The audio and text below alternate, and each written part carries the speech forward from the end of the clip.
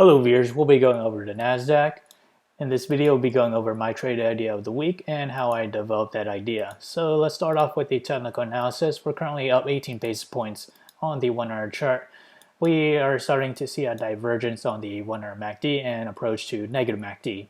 As for the 4-hour chart, if we expand that further, we are resting along the 9-moving average, this blue line, and we start to see sideways action on the 4-hour MACD and is beginning to diverge. We're nearing overbought RSI as well.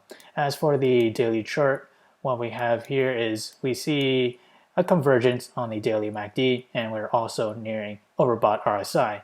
We continue to make higher highs and make an all-time highs this week, and at the moment, the next possible support will be around the 9-moving average, this blue line right here, and that is around a price of $262.83. So that will be our first immediate support. And as for the trade idea of the week, if I were to enter a position, that position will be less than 1% of my portfolio, and my entry will be $258.66, and that is around the range of this price right here.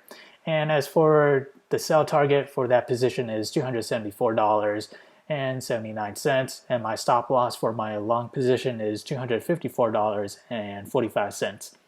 However, if I do want to make a short position on QQQ, I would enter it at $282.12, and my sell target for that short position will be $263.06, and my stop loss will be $289.79.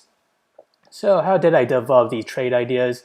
The bullish and bearish ratio and the range come from the day-by-day probability model, which is available in the link below, so do check it out. As we progress to the 5th day or a week of trading, we have a, say, 38% chance for QQQ to climb between 0 to 4%, and to the downside, a 50% chance for it to fall between 0 to negative 4%, and say a 13% chance for it to fall between negative 4% to negative 9%.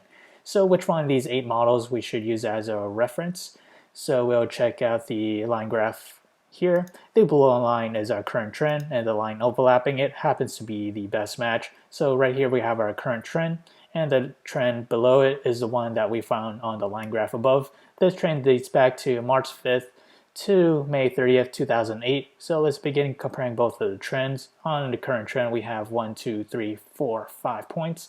And on the trend in question, we also have 1, 2, 3, 4, 5 points. So there's reason to believe that the trends and patterns are somewhat the same. The outcome and forecast should be fairly the same. So again, the model that we just examined was back in March 5th to May 30th, 2008. So we forecast 1 day out, 2 days out, 3 days out, 4 days out, and 5 days out. So back then, the SQQQ or Nasdaq was down roughly around, say, 2%. And if we head back to the day-by-day probability model, that coincides with this standard deviation of 50% chance for QQQ to fall between 0 to negative 4%. So let's examine closer on the technical performance of each trend. So on the current trend, which is where we are right now, and then the trend in the past right here, back then it was 0% away from monthly high. On a current trend, we're also 0% from monthly high. Back then it was up, say, 18% from monthly low. On current trend, we're up 19% from monthly low, and back then it was up 2% from 10 simple moving average, and on the current trend, we're up 3%. And as for the 20-day moving average, back then it was up 2%, compare that to the current trend, up 3%. And as for the 50-day moving average, back then it was up, say, 7%, compare that to current trend of up 8%.